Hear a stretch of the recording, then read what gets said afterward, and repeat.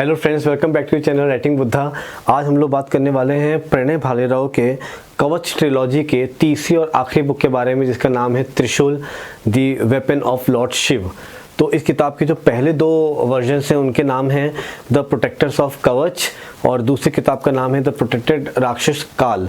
और ख़ास बात यह है कि इन दोनों बुकों को भी हमने इसी चैनल पे रिव्यू किया है और आप इसको मेरे ब्लॉग पे भी जाके पढ़ सकते हो अगर आपने नहीं पढ़ा है अब तक। और फाइनली ये किताब आई है तीसरी त्रिशूल, और 3 साल के अंतर्गत ये किताबें रिलीज़ हुई हैं और इतनी मोटी है ये पूरी कहानी।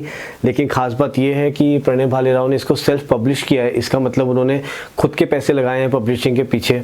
तो ये पहली किताब के बाद जो दूसरी और तीसरी पब्लिश हो पाई है ये इसी कारण, क्योंकि किताब इतनी पसंद की जा रही है और लोग इसकी अगली किताब मांगते जा रहे हैं और कहीं ना कहीं पैसे बन पा रहे हैं। और ये बताता है कि कितना बड़ा एक ये माइलस्टोन है एक सेल्फ पब्लिशिंग के कॉन्टेक्स्ट में इंडिया में, कि एक सेल्फ पब्लिश्ड ऑथर अपनी ट्रिलॉजी इतने सक्सेसफुल तरीके से रिलीज़ और पब्लिश कर पाया है।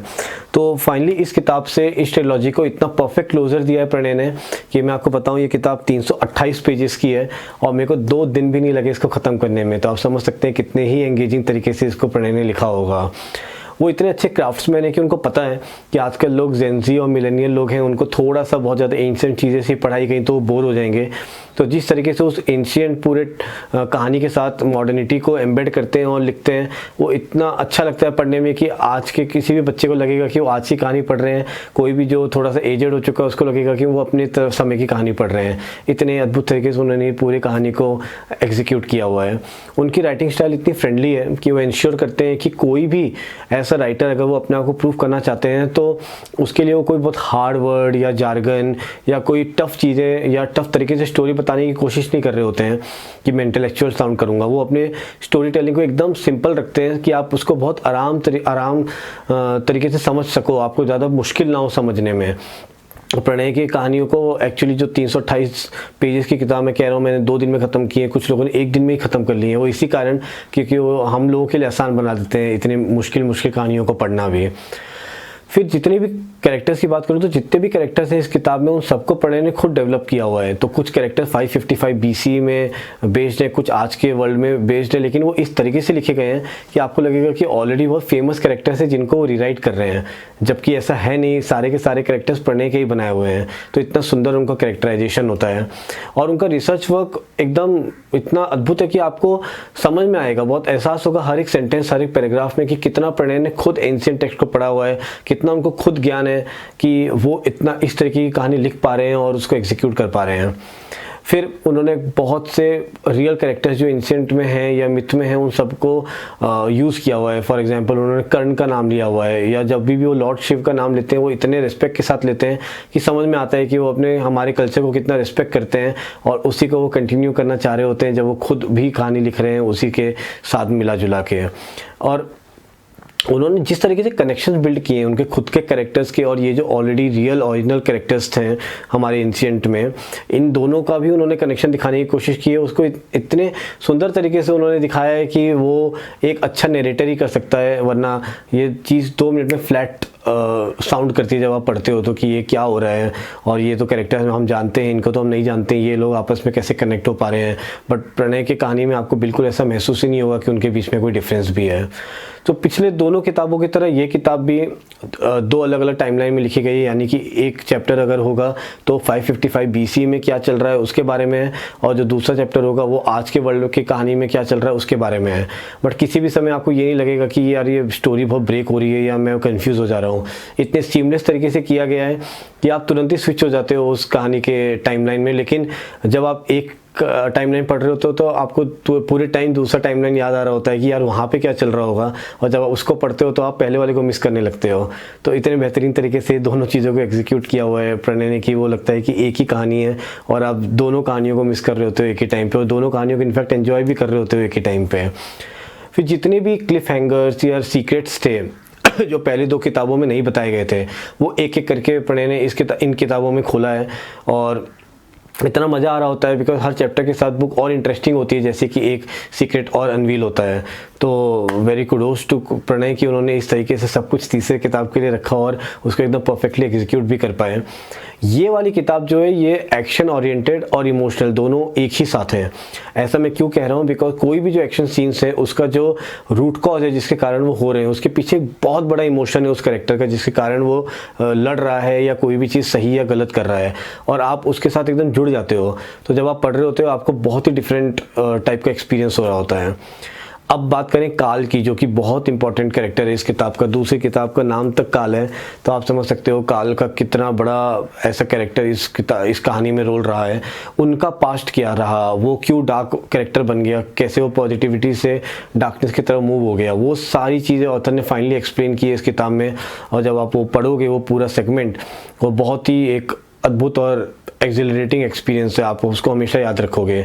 बीच में उनकी काल की और नंदिनी की एक रोमांटिक एंगल बताया गया है। अब ये one of the best love story से जो मैंने पढ़ी है, जबकि ये किताब एक लव स्टोरी है भी नहीं। ये दर्शाता है कि प्रणय कितने ही वर्सेटाइल ऑथर हैं, कि मतलब वो अगर एक्शन लिखते हैं तो लगता है कि वो एक्शन बेस्ड ऑथर हैं, मिथोलॉजिकल फिक्शन के अंदर घुसे हुए हैं तो लगता है शायद ये सिर्फ यही लिख सकते हैं, बट जब लव स्टोरी भी लिखते हैं उसको भी वो बड़े बाखूबी तरीके से निभाते हैं। तो उससे पता चलता है वो किसी भी तरीके की कहानी को एग्जीक्यूट कर सकते हैं। फिर एक सीन है जहाँ पे दोनों कैरेक्टर अलग हो रहे होते हैं, वो इतना इमोशनल है कि मतलब आप रोए बिना रुक नहीं सकते। और मेरे को इतने दिन किताब हो गए हैं पढ़े हुए, फिर भी आज तक वो मेरे को पूरा सेगमेंट याद है और उसकी सुंदरता याद है। फिर कैसे काल अपने टीचर्स के साथ डिसोसिएट हो जाता है और कैसे उन्हीं के दुश्मन बन जाता है, ये बहुत ही एक अच्छा ट्विस्ट है किताब में। ऐसा मत सोचिए मैंने आपको कोई स्पॉइलर दे दिया, जब आप पढ़ेंगे आपको समझेगा कि मैंने कोई कहानी ख़राब नहीं की है बता के, पर वो होता क्यों है, कैसे, वो बहुत ही ज़बरदस्त तरीके से लिखा है प्रणय ने। अब इन्हीं के साथ वो जो मैंने कहानी की बात की, इसके साथ वो कोशिश करते हैं ऑथर कि वो कुछ सोसाइटल इश्यूज़ भी टच करें। तो प्रणय ने ऐसे कई चीज़ों के बारे में बात की है, जैसे कि मेंस्ट्रुएशन में लेडीज़ को कोई भी चीज़ जो भी रिलीजियस होती है या रिलीजियस इवेंट्स होते हैं या प्लेसेस होते हैं वहाँ पे जाने नहीं देते हैं, अनुमति नहीं होती है। तो उन्होंने बहुत ही अच्छी तरह से कहानी के अंदर वो चीज़ इम्बाइब करी है और समझाने की कोशिश की है कि क्यों वो ज़रूरी नहीं है, रेलेवेंट नहीं है। और जब आप इसको पढ़ रहे होते हो आप महसूस करते हो कि आपके थिंकिंग में भी एक ट्रांसफॉर्मेशन आ रहा है। और किसी भी टाइम पे ये जब ऑथर कर रहे होते हैं वो प्रीची, फोर्स्ड या प्रिटेंशियस साउंड नहीं होते, ये उनकी खास बात है बहुत ज़्यादा। फिर अघोरी बाबाओं के बारे में हमने इतना सुना है, हम बहुत क्यूरियस होते हैं कि इनकी लाइफस्टाइल ऐसी क्यों है, ये ऐसा क्यों रहते हैं, ऐसा क्यों करते हैं। वो उनके ऊपर थोड़ा सा लाइट थ्रो करने की कोशिश की है प्रणय ने कि उनका पर्सपेक्टिव क्या है, उनका पॉइंट ऑफ व्यू क्या है वर्ल्ड की तरफ। कोणार्क टेम्पल जो है हमने बहुत बार सुना है उसके बारे में कि वो सन टेम्पल है और बहुत ही फेमस है, बट वो क्यों फेमस है, उसका क्या इंपॉर्टेंस है हमारे कल्चर में, वो पढ़ने ने बताने की कोशिश की बीच में एक सेगमेंट में। और वो पढ़ने के बाद आपको ऐसा महसूस होगा कि अगली बार जब कहीं पे भी ट्रिप बनाऊं तो सबसे पहले कोणार्क टेम्पल घूम के आऊँ। फिर महाकुंभ इस किताब का, इस कहानी का, खास करके तीसरी बुक का बहुत बड़ा बैकड्रॉप है, मतलब मेन उसी के ऊपर पूरा स्टोरी बेस्ड है। और जब मैंने ये किताब पढ़ी थी उस टाइम पे महाकुंभ चल रहा था हमारे देश में, तो हर जगह उसी की बातें हो रही थी। और उससे मेरे को समझ में आया पढ़ने की किताब से कि कितना बड़ा रोल है महाकुंभ का हमारे कल्चर में और कितना सालों से लोग इसको कितना बड़ा मानते आए हैं। उसमें एक सीन है जहाँ पे काल पहली डुबकी लेता है और कुछ तो होता है उसके अंदर, मैं वो नहीं बता सकता, वो स्पॉइलर हो जाएगा। वो जब आप पढ़ोगे तो आपके एक्चुअली रोंगटे खड़े हो जाएंगे, इतने सुंदर तरीके से वो चीज़ लिखी हुई है और थोड़ी सी डरावनी भी है लेकिन जब आप पढ़ोगे तो आपको समझेगा मैं क्या कहने की कोशिश कर रहा हूँ। तो ओवरऑल अगर मैं बोलूँ तो प्रणय की राइटिंग इतनी मतलब क्या कह सकते हैं वंडरफुल है कि कोई भी वो जो इवेंटफुल सीन लिखते हैं, चाहे वो एक्शन पैक्ड हो, चाहे वो वायलेंट हो, चाहे वो लव स्टोरी हो, चाहे वो इमोशनल सीन हो या फिर एकदम ही फैंटेसी सेटअप में हो, आप हर एक चीज़ इमेजिन कर पाते हो। और यही उनकी यूएसपी है और शायद इसी कारण उनकी किताब को इतना पसंद किया जा रहा होता है कि लोग उसको इतना पढ़ रहे हैं और वो बार बार अपनी किताब लिख पा रहे हैं और लोगों तक पहुँचा पा रहे हैं। तो अगर मैं बोलूँ तो ये पिछली 2 किताबों को भी मैंने 4 के ऊपर रेटिंग दी थी, इतनी अद्भुत तरीके से लिखी हुई थी। और इस किताब को भी मैं 4.5 स्टार दूंगा। तो आप समझ सकते हैं कि प्रणय कितने ज़्यादा कंसिस्टेंट ऑथर हैं कि उनको जो पता था, जो उनका मेन एजेंडा था पहले किताब लिखते समय कि वो क्या हमें बताना चाहते हैं, वो तीसरे तक बदला नहीं। चाहे उनको कितनी फीडबैक, सुझाव या सजेशन मिले होंगे, पर उन्होंने अपने क्रक्स को नहीं छोड़ा। और इसी कारण ये trilogy one of the best trilogy है जो हमारे इंडिया पब्लिशिंग आप कह सकते हो इंडस्ट्री में छपी है, क्योंकि शिवा ट्रायलॉजी छोड़ के मेरे को और कोई ट्रायलॉजी याद नहीं आ रही जो इतनी सक्सेसफुल हुई है जो इस जनरे या इस जॉनर में लिखी गई है। तो अभी मैं बहुत एक्साइटेड हूँ ये देखने के लिए कि प्रणय अगले क्या किताब लिखेंगे, और मैं आप सबको कहूँगा कि ये तीनों बुक्स, ये ट्रायलॉजी पढ़ें जल्द से जल्द, और आपको भी वही मज़ा आएगा जो मुझे आया। I hope you like this review. अगर आपको पसंद आया हो तो लाइक करें, और अगर ऐसी रिव्यूज़ देखना चाहते हैं तो सब्सक्राइब करें। Thanks a lot.